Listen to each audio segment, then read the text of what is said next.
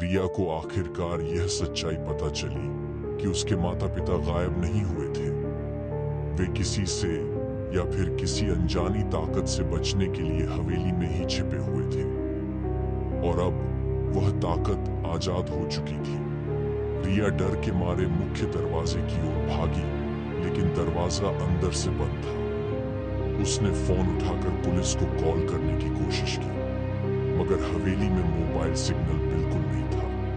तभी पुराने लकड़ी की सीढ़ियों से किसी के धीरे धीरे उतरने की आवाज आई। रिया ने ऊपर देखा। एक धुंधली छाया आकार लेते हुए नीचे आ रही थी। वह इंसान जैसी दिखती थी, लेकिन उसकी आंखों की जगह बस गहरा खालीपन था। रिया घबराकर चीख पड़ी और भागकर तहखाने की ओर उतर गई। ऊपर वह छाया हॉलवे में रुक गई।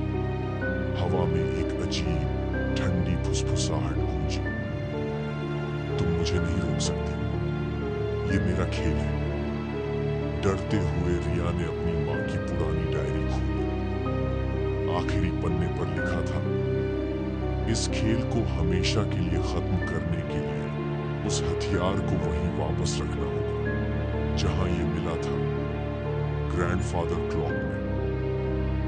रिया ने तुरंत खिलौना बंदूक उठाई और हॉलवे की तरफ दौड़ी, जहां वह छाया उसका इंतजार कर रही थी।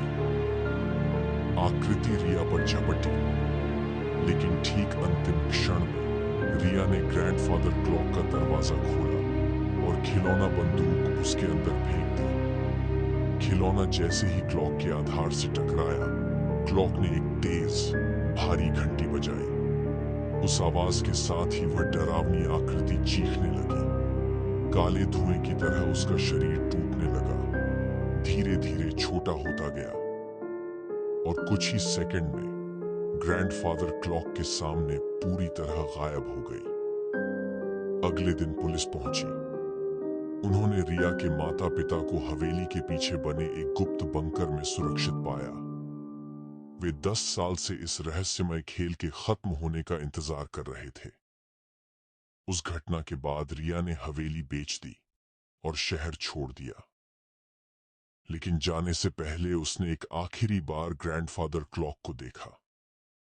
क्लॉक पूरी तरह शांत थी, लेकिन रिया जानती थी कि उस लकड़ी के अंदर अब भी खिलौना बंदूक मौजूद है। और कभी कभी रात में उसे हवा में कहीं दूर से आती बहुत हल्की सी टिक टिक सुनाई देती है। क्या खेल सच में खत्म हो चुका था, या यह कहानी अभी शुरू ही हुई थी?